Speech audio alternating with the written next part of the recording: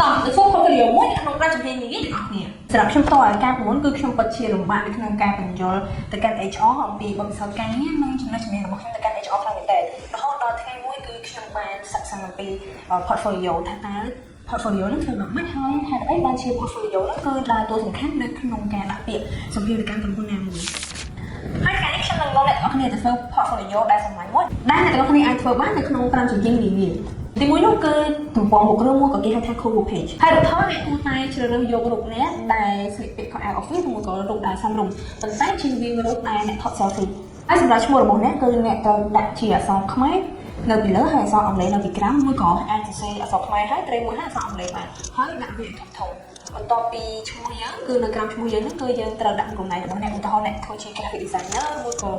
digital marketing មួយក៏ digital marketing specialist ជាច្រើនអ្នកគឺត្រូវដាក់តាម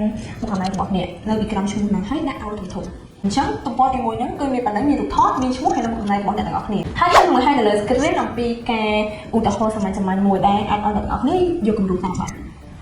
អ្នកអាចមើលតាមនេះបានគឺ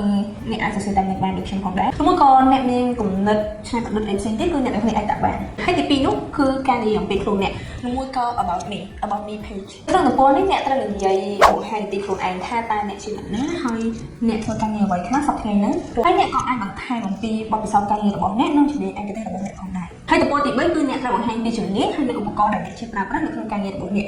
ឧទាហរណ៍បើសិនជាអ្នកធ្វើជា content creator អញ្ចឹងអ្នកត្រូវប្រាប់គេថាអ្នកចេះប្រើ tool អីខ្លះដូចជា Canva, Adobe, Microsoft Office, CapCut ឬមួយក៏កម្មវិធីផ្សេងទៀតដែលអ្នកចេះប្រើនិងប្រើប្រាស់ជាប្រចាំថ្ងៃនៅក្នុងការងាររបស់អ្នកអញ្ចឹងយើងត្រូវប្រើជារូបនាឬមួយក៏គេហៅថា icon ពីព្រោះរូបទាំងហ្នឹងគឺងាយស្រួលមើលជាងអក្សរ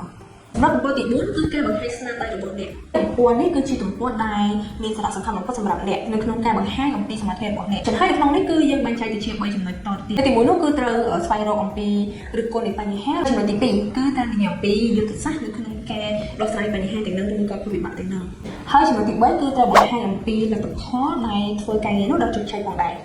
ការរៀបចំតាមមុខនោះគឺអត់ត្រង់ទេគឺយើងត្រូវតែមានផតតាំងដើម្បីបញ្ជាក់គេថាយើងគឺពិតជាធ្វើវាបានជោគជ័យពិតមែនទី1នោះគឺរូបភាព screenshot ឬមួយក៏ជាទិន្នន័យផ្សេងៗទៀតដែលអ្នកធ្វើវាបានគឺការថត screenshot អំពីការសរសើរអំពីអតិថិជនមកកាន់អ្នកដូចជាការអ្នកគឺពិតជាធ្វើការងារបានល្អការឆ្លើយតបបានឆាប់រហ័សហើយនឹងសេវាកម្មល្អខ្លាំងមែនទែនមួយទៀតនោះគឺគេផ្ដល់នៅទិន្នន័យជាក់ស្ដែងឧទាហរណ៍បើសិនជាអ្នកធ្វើខាង digital marketing អញ្ចឹងអ្នកត្រូវបង្ហាញអំពី graph នៃការកើនឡើង engagement ឬមួយក៏ការឡើងនៃការ share ឬក៏ការ like ទៅលើវីដេអូឬមួយក៏ post ណាមួយដែលអ្នកបានធ្វើអញ្ចឹងទាំងនេះគឺជា5ជំនាញសាមញ្ញៗដែលអ្នកអាចធ្វើ portfolio មួយបានដោយខ្លួនឯងប៉ុន្តែនៅមានទំព័រមួយទៀតក៏សំខាន់ផងដែរគឺទំព័រអរគុណអញ្ចឹងអ្នកអាចដាក់ពាក្យថាសូមអរគុណនៅក្នុងការមើលឬមួយក៏ thank you for watching អញ្ចឹងអ្នកអាចដាក់លេខទំនាក់ទំនងរបស់អ្នកនៅក្រោមពាក្យថាសូមអរគុណមួយក៏ email ឬមួយក៏តំណ shop ទៅកាន់ LinkedIn profile ឬក៏ Facebook profile របស់អ្នកមួយទៀតអ្នកត្រូវចាំថាត្រូវធ្វើវាបានស្អាតកុំប្រើពណ៌ច្រើនពេកប្រើ2ទៅ3ពណ៌បានហើយ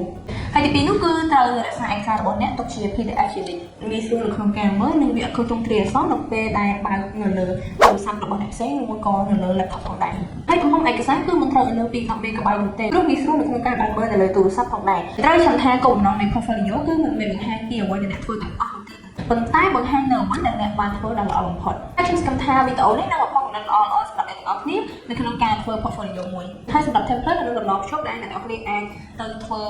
portfolio នឹងបានជាមួយនឹងអ្នកក្នុង comment អញ្ចឹងបើសិនជាអ្នកទាំងអស់គ្នាមានចម្ងល់អ្វីមួយអ្នកទាំងអស់គ្នាអាច comment បានហើយខ្ញុំនឹងព្យាយាមឆ្លើយទៅដល់អ្នកទាំងអស់គ្នាផងដែរអញ្ចឹង follow page របស់យើងដើម្បីទទួលបាន tip ថ្មីៗហើយនៅឱកាសការងារជាច្រើនផងដែរ